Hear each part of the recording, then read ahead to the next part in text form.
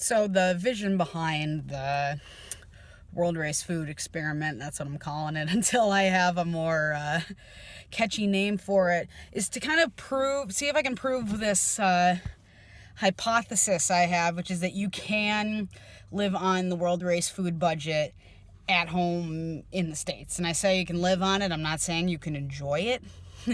So like on the race, you had $5 a day per person, sometimes less depending on your location, per day. So that's approximately $35 per person per day. Twice on the race, we were cooking for ourselves, meaning that we had to do the budgeting and buy our groceries. And I'm going to hazard a guess and say it's a little easier when you're shopping with a larger budget for a larger group of people. It's easier to kind of split things up that way.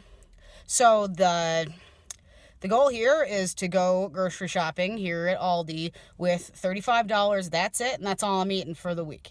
It's most similar to a grocery store you'd find on the race.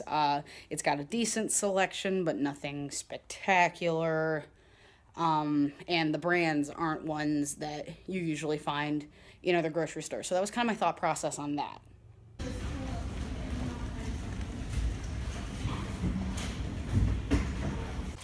So I'm here in the Aldi parking lot, having just finished my shopping trip.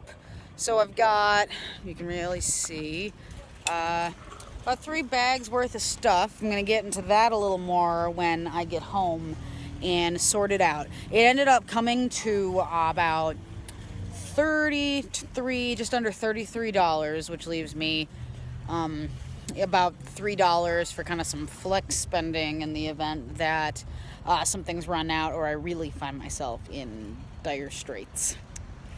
So we're going to see how this goes. We'll do a full inventory of everything at home. So this is the entirety of what I purchased. So like this is 7 days worth of food. So as you see, I have some staples. I got milk, I got eggs, I got a box of cereal. Y'all knew this was coming, rice and beans. Okay, it's cheap. No fruit except for a bag of apples, and really the only vegetables I have are in those cans there. I picked ones that I could mix together and make stretch. Got some chicken, that's my only meat, and white bread. And now I have to label everything to make sure nothing taints the experiment here, because there are other people living in this house. And also, you noticed, for some authenticity, I purchased my own cooking oil as well as hot sauce. Shout out to Team August, who managed to go through a whole bottle of that bigger than that thing in a week in Nicaragua. No regrets. As well as some coffee.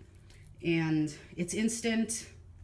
I will not be using creamer half and half. I'm going to use the milk I bought. However, I will allow myself to put sugar in the coffee. It's kind of one of the freebies I've allowed myself. Also salt and pepper. But besides that, this is it. And then the last factor in this experiment is going to be what I call the freebie clause.